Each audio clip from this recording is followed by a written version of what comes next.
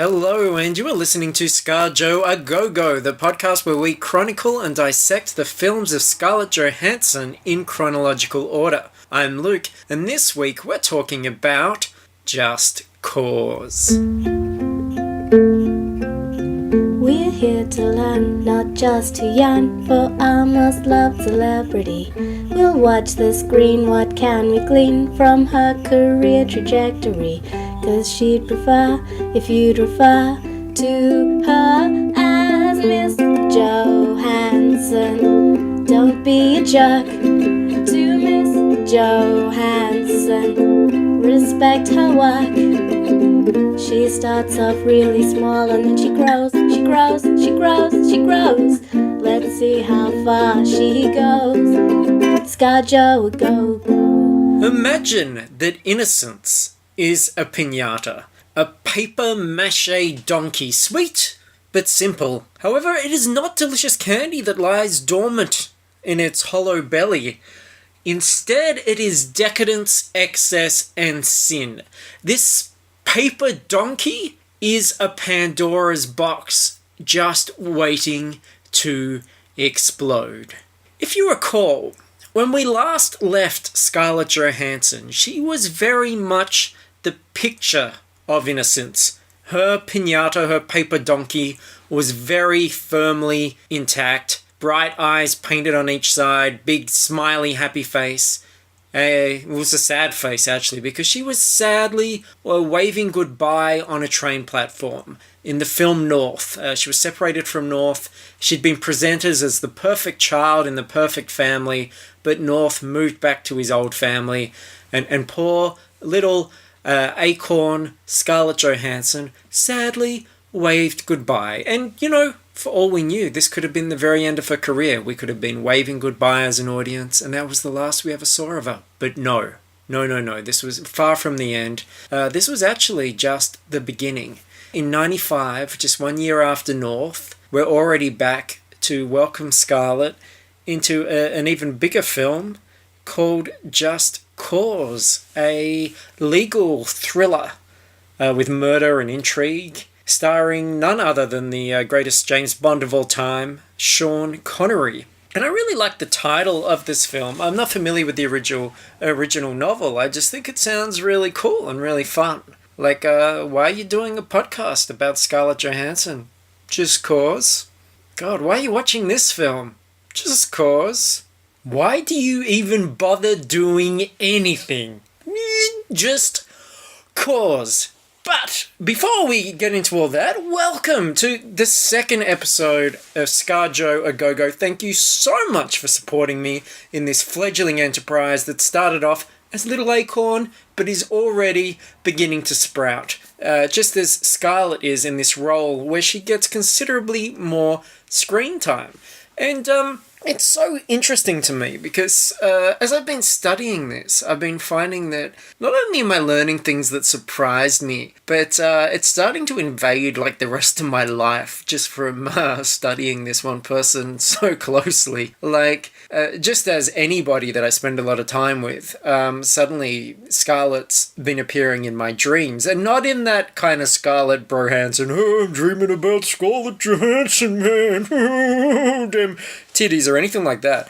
No, I mean, it's interesting because in my dreams, just like in real life, she has absolutely no connection to me whatsoever. But I hypothesized in my previous episode that perhaps, especially as she becomes a young adult, that she's a character that drifts through the periphery. We see this in Ghost World, we see this in Lost in Translation, sort of drifts like a ghost through the rest of the world, or society, if you will. Also see that in Iron Man 2 to a degree, but we'll get there. And that's what happens in my dreams.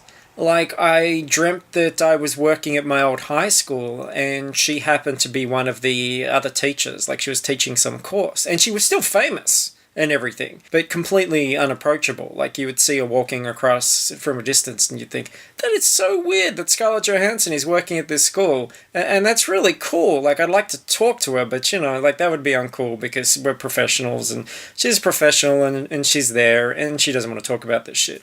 Which is true, because I think that's the thing. And in my role with Fruitless Pursuits, which is my pop culture site, we've interviewed celebrities. And the funny thing is, you don't really want to talk to them about their work as such. I mean, often I just want to chat to them as a person and kind of find out, what they're like and what they're about. But my dreams, like, even though they're kind of weird, and I know they say there's nothing more boring than listening to other people's dreams, but we're lucky because I'm the exception that proves the rule. My dreams are really actually quite exciting. And they do have their own internal logic. And I think it's interesting that in a dream where anything could happen, like Scarlett Johansson and I could be high-fiving and riding Ferris wheels, there's still that very polite professional distance where I respect her space and she doesn't know I exist. So, very close to real life. I'll tell you this dream I had, which is completely unrelated to Scarlett Johansson, but it's a really good indication of how my subconscious works. I dreamt that my girlfriend Suzanne got a tattoo on her shin. Now, Suzanne does want a tattoo, but not on her shin. And we both admire tiki culture, exotica, me probably more so. But in my dream, she got this long, slender, kind of primitive tiki figure with a very large head, sort of tribal figure, a large head, long, thin body, standing in front of a volcano, and the volcano was erupting. Now, that might sound pretty cool to you. But the thing is, because it was so basically drawn, when I was looking at this dream tattoo of this long, slender figure, picture it with me, which finishes up in a big round head and then has all this lava spurting up behind it, it looked like a penis ejaculating. And that is all I could see. And in the dream, I'm saying to her, because she's proud of this tattoo, I'm saying, yeah, have you ever noticed, though, that it kind of looks like a... It looks like a penis ejaculating. And she's like, what? And then this is something that happens in real life where someone's excited about something and then I kind of point out something about it and I kind of spoil it forever. And that's what I was doing in the dream. Like, when I told Suzanne about this in our waking state, she was like not surprised that that was something that I would do. But isn't it interesting that my subconscious... So let's talk about Just Cause. Hello, hello. Hello, hello, hello, hello. It constructs a figure in a volcano and all this sort of stuff to basically make a dick joke. Isn't the subconscious a wonderful thing? But we are not here to make dick jokes. We are here to actually be quite smart and professional, I'm going to use that word again, and to really get in and dissect Scarlett Johansson's second screen role, because I'm very interested in these stepping stones and watching her evolve from a child actor to an A-list celebrity who does some very, very interesting films. And this film is very different from her previous film, North. So let's talk about Just Cause. This is a film starring Sean Connery, Lawrence Fishburne, and Kate Capshaw. Now, that last one really interests me. This is a little bit of trivia for you. Because as you probably know, Sean Connery played Indiana Jones's father in Indiana Jones and the Last Crusade in 1989.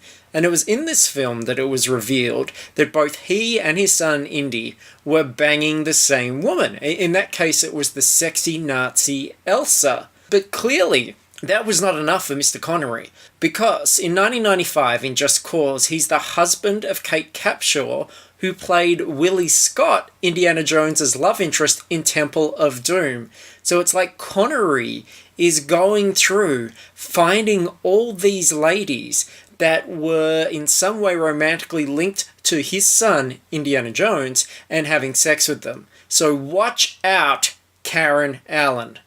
I think it was Belloc in Raiders of the Lost Ark that said it best. Dr. Jones, again we see there is nothing you can possess which I cannot take away. And that very much seems to be this sassy Scotsman's motto at this point in time. He is going through all them leading ladies. Now, the film itself, we're going to start with a summary, but don't worry, unlike last episode, young Scarlett Johansson is going to appear much sooner than before, and we're going to actually get to talk about her role a fair bit here. So what happens is, in Florida, in the 1980s, picture the swamps, the alligators, the tall, gnarled trees. Bobby Earl, a young black man in overalls with no undershirt, gets taken in by the cops who beat him up and get a confession out of him. And this is pretty heavy stuff right from the beginning. The Pinata of Innocence is already being shaken. Did you fuck her before or after you filleted her? They ask. Because young Bobby Earl is being accused of raping and murdering a young white girl. And Lawrence Fishburne plays one of the cops, and he's watching over this beating before sort of stepping in to take care of things himself. But before we see what Lawrence actually does, we jump ahead to 8 years later, where the credits are still going, but no credit for Scarlett, though. She doesn't get an on-screen credit at the beginning of the film, even though they credit people who have far less screen time than her. So they weren't yet acknowledging her as the tour de force that she would become. But I think it will only be a matter of time. So we open on Sean Connery, who plays Paul Armstrong. I'm going to call him Sean Connery. Then you'll have a clear picture of what I'm talking about. A bald, beardy picture of what I'm talking about. He's doing a speech, which is essentially anti-capital punishment. He refuses to trade, and I quote, torture for torture or death for death. And it's pretty hard hitting this debate. Gentleman in a suit asks him, how would you feel if your wife or daughter were murdered? And, Connery's not having a bar of it. And in fact, he's so persuasive that this guy who's giving him all the heavy, hard-hitting questions when they're leaving goes, well, you changed my mind, I can tell you that. So 9.5 minutes into the film, the very anti-capital punishment Sean Connery, who's really just a teacher at this point. He doesn't take on legal cases. He returns home to find an in full swing birthday party for his young daughter Katie Armstrong, played by none other than, you guessed it, she's here already, a young Scarlett Johansson in unevolved fledgling form. And before we even see her face properly, she bellows, "Daddy!" in a voice that already has the husk of Kathleen Turner and a carton of cigarettes. It's unmistakable. It's not a husk that she can maintain at this early stage in her career, but there's no doubt that this is the voice that we will grow to love in future years. And I want you to bear in mind as well that she is playing Sean Connery's daughter here in 1995. And she looks like she's 10 years old, and Connery, by comparison, looks like he hasn't had an erection for 20. So, a little bit of a disparity there.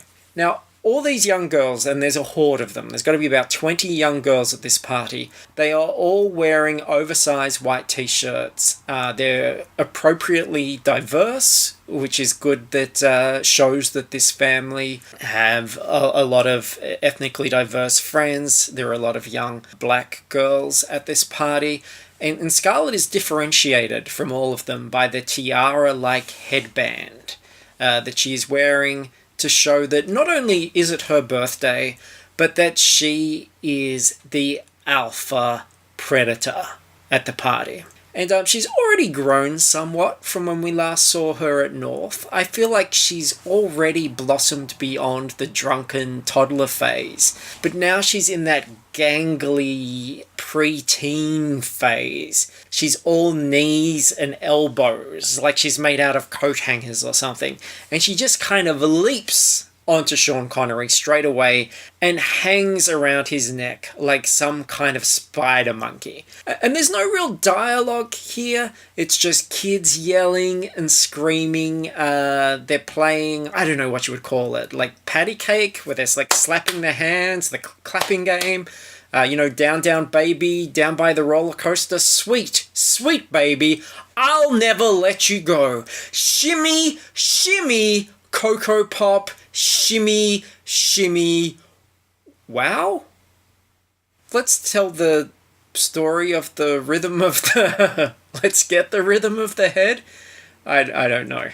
And it's funny, I paused it to write a note here, and the kids all look like they're having a blast, furiously slapping their little eager hands together, and Connery is just frozen, eyebrows grim, lips pursed, looking like he wants to murder all of these children himself. And actually, on closer inspection, as I sort of rewind and watch this scene, Scarlett isn't actually slapping hands with her ethnic friend. She's just furiously clapping her own hands together for some reason. Getting the rhythm of the head, ding dong. Let's get the rhythm of the head. So basically, this beginning, her function is very similar to what we saw in North. This young, blonde, pretty-faced girl was shown in North to be the perfect daughter in the perfect family. This sort of desirable thing that was shown in contrast to the nightmare that young North, played by Elijah Wood, was currently suffering with his own family.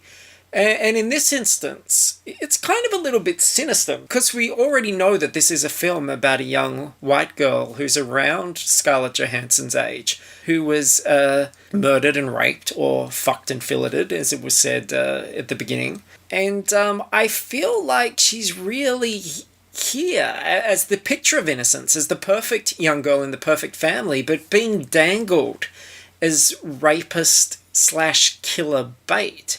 I feel like young Scarlett is here only to show what our protagonist, Sean Connery, has to lose. This is the thing that he needs to protect.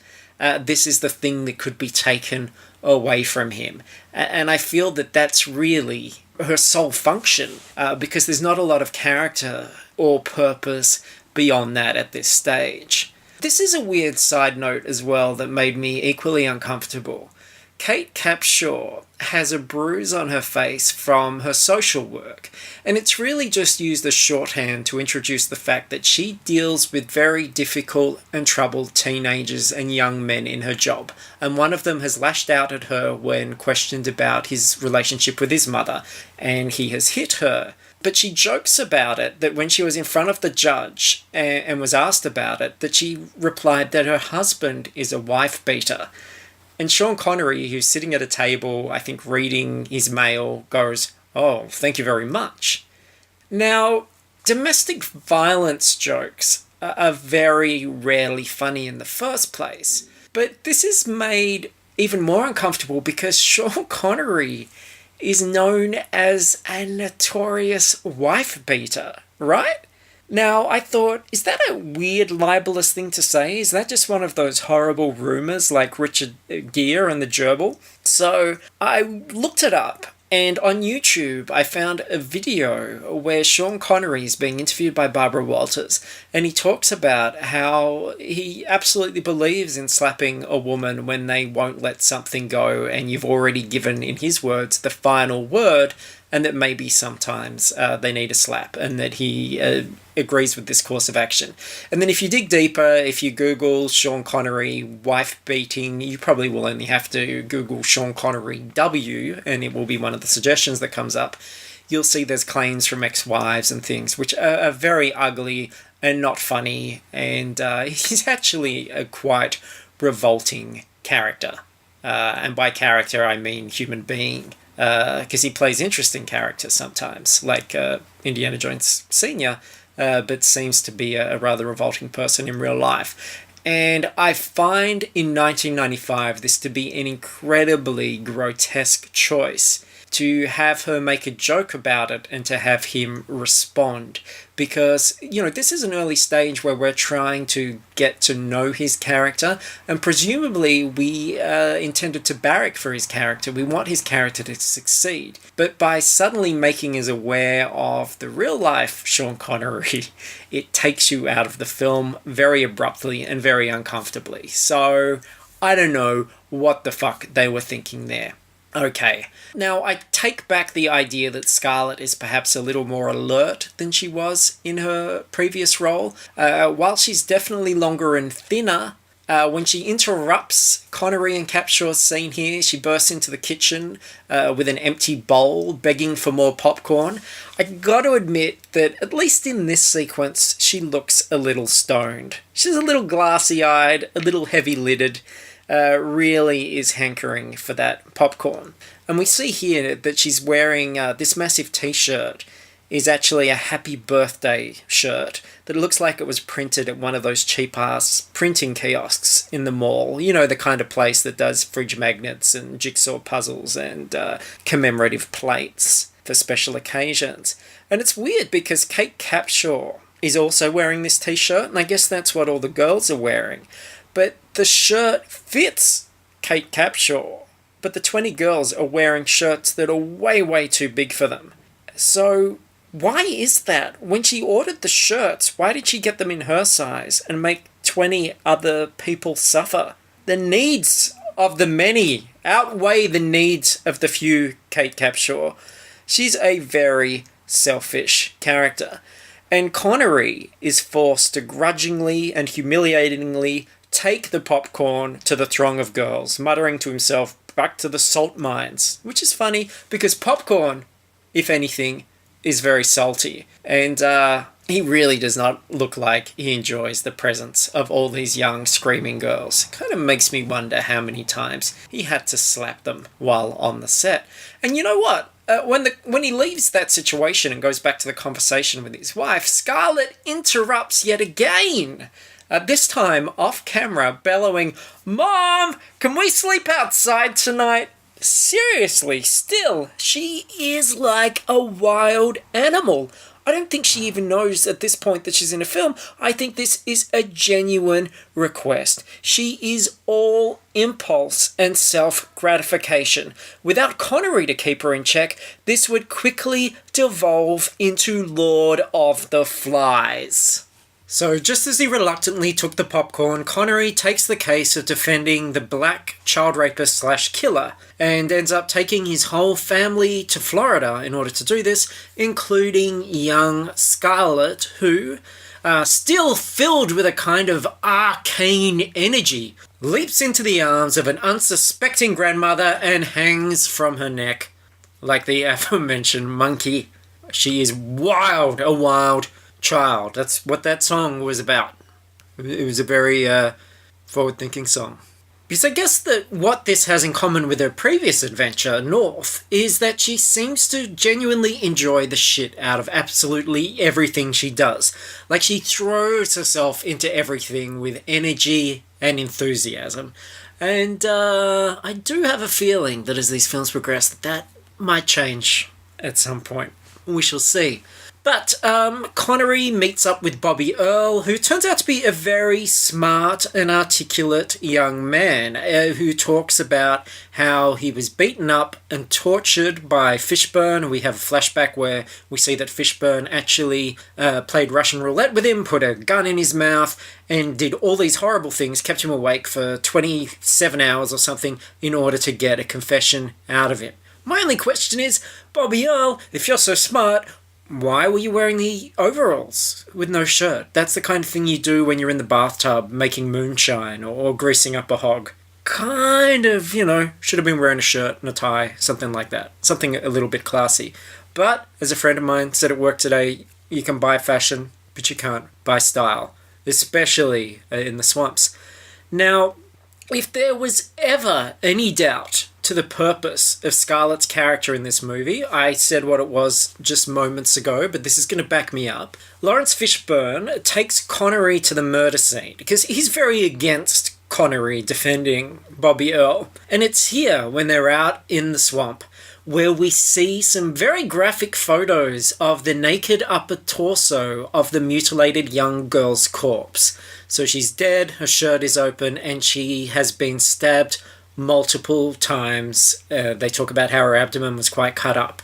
And we go from this horrific image of this savage young girl to a shot of Scarlett Johansson clutching a doll, another symbol of her innocence. The pinata is still intact, although a stick is looming behind it, ready to take a swing, and she's answering a call from her father. And of course, he's very worried about her. He's definitely drawing the parallel between this girl, what happened to her, and what could potentially happen to his own child. He wants her to sleep with mommy tonight, but she's all, "Daddy, I'm too old for that." And she gives us a wonderful roll of her eyes.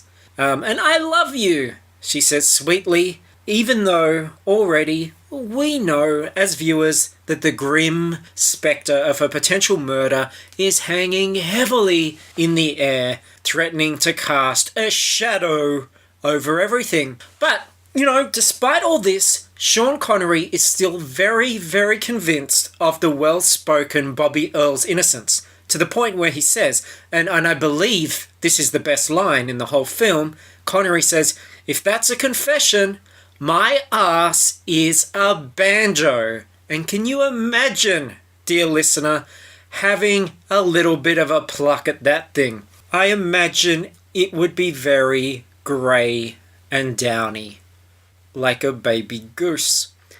Now, Connery at this point believes that he's getting closer to the truth.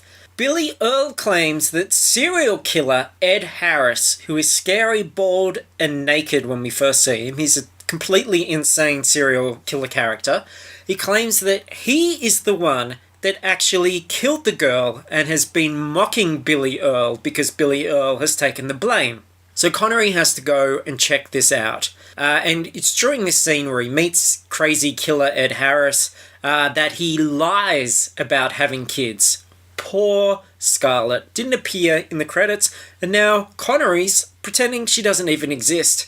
Is that any way to treat the future Black Widow? No, sir. So, Connery goes around and investigates Ed's claims. He tries to figure all this out. I'm not going to get into all the Lego mumbo jumbo. There's a lot of Lego, a lot of scenes where he reconstructs the crime scene out of Lego. That doesn't actually happen, but wouldn't that be cool? That'd be good. Bobby Earl is released because, Ed Harris killed the poor girl. It wasn't Bobby Earl. Bobby Earl is a well-spoken young man. So Bobby Earl is released. He's free. Everybody is thrilled.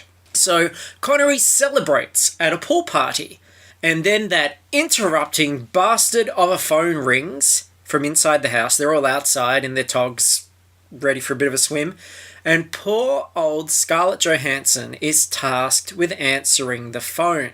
And she is now grasping a Scottish teddy bear. It's wearing a kilt and a tam o' shanter, which I guess is another ham-fisted symbol of her childlike innocence. And also showing, she's a daddy's girl, because daddy, he's a big, lovable teddy bear that slaps his wife, who sometimes wears a kilt and hails from the mighty land of Scots. So she goes off to grab the phone, get the phone, retrieve the phone, a very loyal daughter, and she returns to tell Connery that it's for him. Totally unnecessary exchange there. Anybody could have just come out with the phone and said, "It's for you," but it's like they needed to remind us that he had murder bait. 10, 11-year-old murder bait right there in his very own home. And it turns out the phone call is serial killer Ed. We didn't see it, but Scarlett was talking to this serial killer already, and he wants Connery to drop by his parents' house before he's executed. He's like, "Do me a solid. Go down there, see my parents, and tell them I'm sorry, I love them, sorry I killed all those people."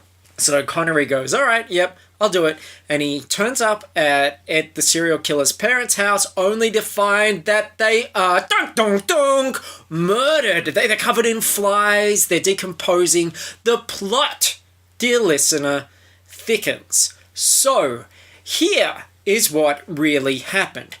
Ed Harris, serial killer Ed Harris, took the rap for Bobby Earl's murder in exchange for Bobby Earl, once being acquitted, once receiving his freedom, going to the house and murdering his parents. It was a trade because Bobby Earl, and this is going to blow your mind, especially considering how well-spoken he was, well, better spoken than I am at the moment, Bobby Earl was the killer all along. He killed the girl.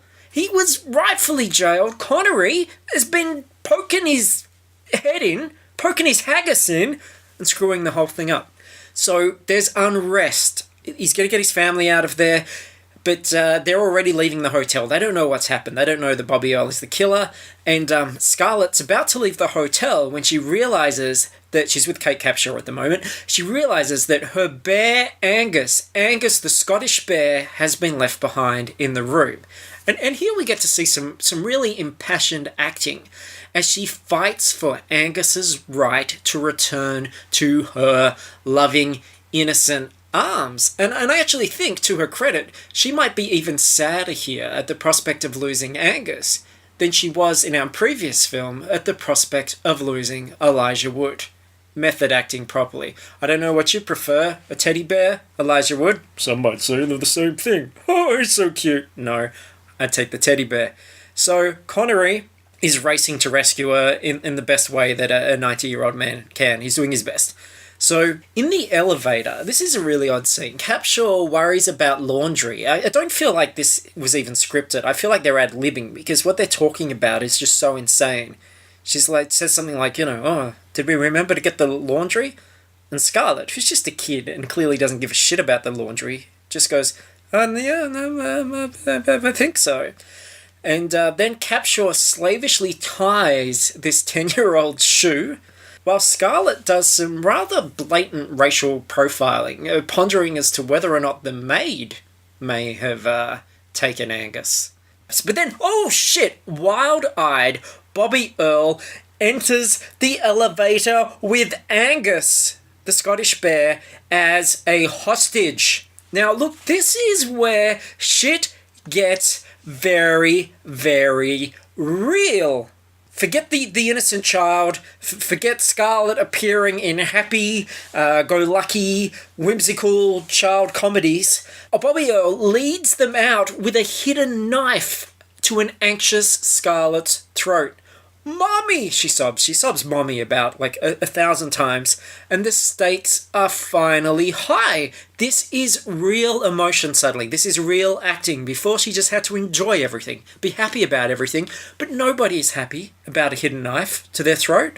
This is the Scarlett who proves that she is more than just a pretty face.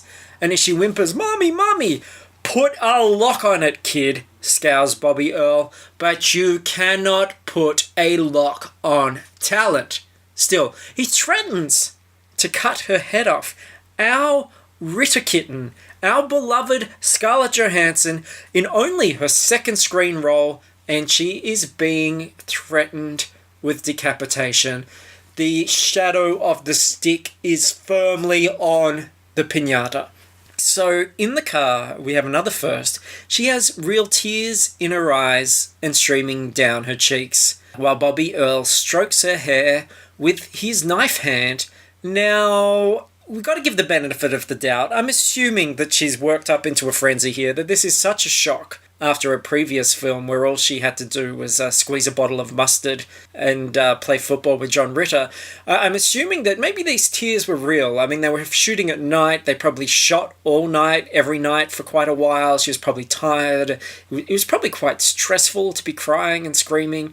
But we don't see the tears roll out of her eyes. It is possible that this is stone cold Scarlett and that some willing makeup person came in and painted these tears onto her little cheeks. But let's give her the benefit of the doubt. I think she's actually having a cry. And as Scarlett opens the floodgates, she really is opening up the floodgates of her future acting career.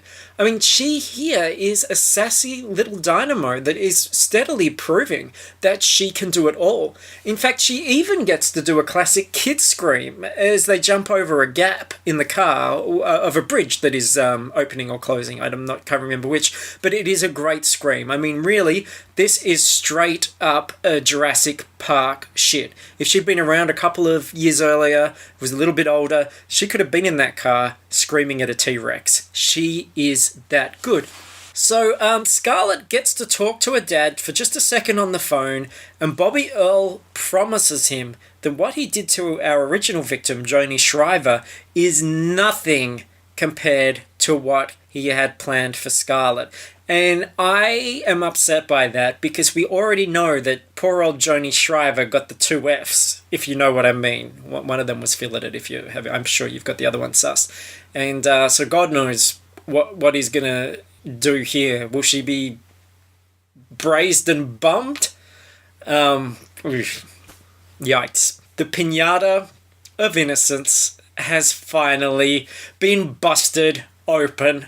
I mean, that is it. Once you've got like a knife hand man, like stroking your face and talking about raping and killing you, that pinata, its contents are all over the floor. This basically opens her up for anything. She's not going to be one of those kids that's kind of like a Disney kid and is going to be in all like pretty happy movies being smiley at everything.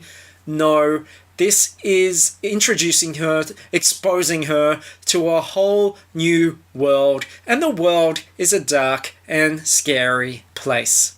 And it doesn't stop there. They end up in a shitty shack in the swamp, where Connery finds both Capshaw and Scarlett are now gagged and tied to chairs. So they're out on the porch, the veranda, they're tied up, they've got gags, and even while gagged, she's still acting with her little eyes. We're seeing fear, we're seeing confusion, we're seeing love for an embittered old Scottish man.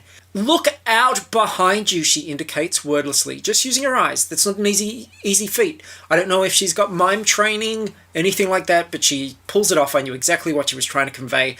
Connery is knocked to the floor, and Bobby Earl says fucker in front of her and starts fondling her again. So, I mean, like I said, pinata shattered. And Connery then comforts her himself by running his own hands over her face. And I think this is really a key moment in her development, because if you think about it, Connery is sweating, he's pumped, he's doing action, and he's not really built for action at this point, but he's doing it nonetheless. So she is being imbibed with the acting sweat of the greatest James Bond, up until maybe Daniel Craig, and it is seeping into her pores and filling her with ability. I feel like she is leeching Sean Connery's power, his potency from him. It's going into her body. It's filling up. If you can imagine like one glass of liquid being poured into another glass. And I guess that's why Connery was just left as a kind of husk after this. And you know, it wasn't that much longer when, he retired. I mean, when you think of Connery and you think of him going, "You're the man now, dog," that's not a potent man. That's not the greatest James Bond. That's a man who has had his power leached from him by the wry smile of an upcoming ingenue. Just a theory. But, I don't know. Investigate it for yourself. So, it turns out that Bobby Earl got castrated in jail. And he proves this by getting Kate Capshaw to cup the front of his pants, where I guess there's nothing there to cup. And can't help thinking, although, he never really draws any diagrams or explains explicitly what he was going to do to them, I can't help feeling that it's going to interfere with his plans, just a little bit. But, look, Scarlett may be gagged, but her big kid front teeth are really fighting it. I really do feel like she could gnaw her way out of this situation with very little difficulty if she really wanted to. So I already feel that she's quite empowered and that she's sort of playing him. It's very multi-layered what's happening here. And Bobby Earl at this point, he's really turned his attention pretty much to Capshaw. He actually says that he's saving Scarlett for dessert, which is pretty gross. But relax, because Connery and Fishburne turns up, they stab the shit out of Bobby Earl in the swamp, and he is eaten by an alligator. So much for Connery's thesis about not avenging torture with torture. He just killed a knife killer with a knife and an alligator. So I don't know where he stands on capital punishment, replacing death with death by the end of the film, but by God, did he get stabby. And all is well. Scarlett gets a much-deserved hug from Capshaw, who also strokes her head, but doesn't quite imbibe her with as much talent. But every little bit of talent helps. These are all tools. And each time we do one of these, each time we talk about a new film, I guess we're going to get to see a new tool, a new thing, a new device, a new technique added to Scarlett's toolbox. And it all helps. Scarlett now has the hardened look on her face of a veteran. You know, and that sweet, perfect little girl who played Patty Cake, who was down, down, baby, down by the roller coaster, she's gone. 2 movies down, and Scarlett has already seen some serious shit. And you know what else? Her name is correctly spelled in the credits. And that is just cause. So, why was she cast? And I guess this was an expansion and a subversion of her role in North. I mean, you take that perfect, innocent daughter and you threaten to defile her to ramp up some tension. She becomes the thing in this film that everybody wants to either possess or to protect. She is, in many ways, the lost Ark of the Covenant, or the suitcase from Pulp Fiction. I'd say MacGuffin, but I think that we actually care about her. And the bonus is that I don't know if she was just cast for her looks or her general, lovely demeanour, but this film, by putting her through this horrible stuff at the end, really allows her to have a shot at giving a performance with heightened stakes. And these little touches, this commitment to her craft, it's all starting to shine through. She is unlocking new powers as she continues to evolve. She is a strong little Pokemon. And I don't think at this point that the Pinata can ever be really put back together. Now, each episode, I wanted us to pick up a little bit of Scar-cabulary. We're going to choose a phrase or a word, something from the episode that we would add to the lexicon that we would use when talking about this varied 20-year career. And this week, I would like to submit Bond-spiration. And the definition there, it's the sweat or perspiration of the greatest James Bond that fills one with both power and inspiration. And I guess leaving one more talented and potent at the end of it. So take out your notebooks and please jot down Bond-spiration and underline it, and why not put a little heart on the eye. Go on, Tiger, you deserve it. The other thing that we do each week is we choose her 3 greatest feats from each film. Now, she actually accomplished a lot in this film. She had a fair bit of screen time, especially in the first act and the third act. So we do have a bit to choose from, but this is what I submit to be the official 3 greatest feats accomplished by young Scarlett Johansson in the motion picture Just Cause. 1. She fearlessly interrupted Sean Connery with wild demands. Now think about that. This is a man that will slap you in a second for your sass mouth. He doesn't put up with shit. He's been around for a long time now. He was James Bond. He's a serious actor. He's a really big name. This is only her second film. He is there acting, commanding, being the patriarch of her family, and she's going, "Hey, can I have my popcorn?" and interrupting his flow. And then when he gets his flow back, she's like, "Hey, can I sleep outside like a wild animal? I don't give a shit." You know what I mean? She's fearless. And number 2, she has her first on-screen tears, whether they were added in post, whether they were animated afterwards, I don't know. But I bought them. I believed it. And finally, 3, her Pinata of Innocence was shattered. And that's the most important thing about this episode. I think you will agree.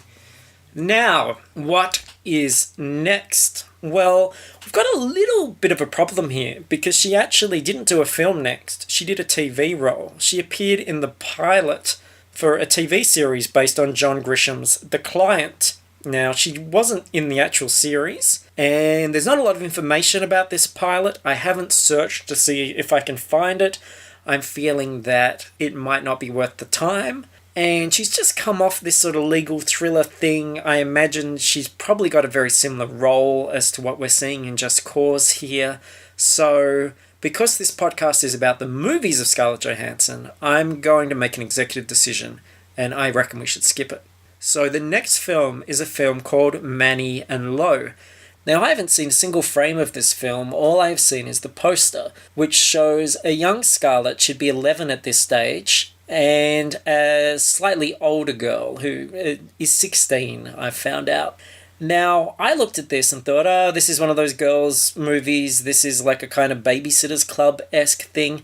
And then I read a little synopsis. Turns out, no, it's not. It's actually an R-rated comedy about they play sisters, and the 16-year-old gets pregnant, and they end up kidnapping a clerk who works at a baby supply store in order to get help with figuring out how this whole pregnancy thing works. Does that sound crazy to you? That sounds absolutely batshit insane and wonderful to me. And this is her first starring role, where she is the second build in the entire film.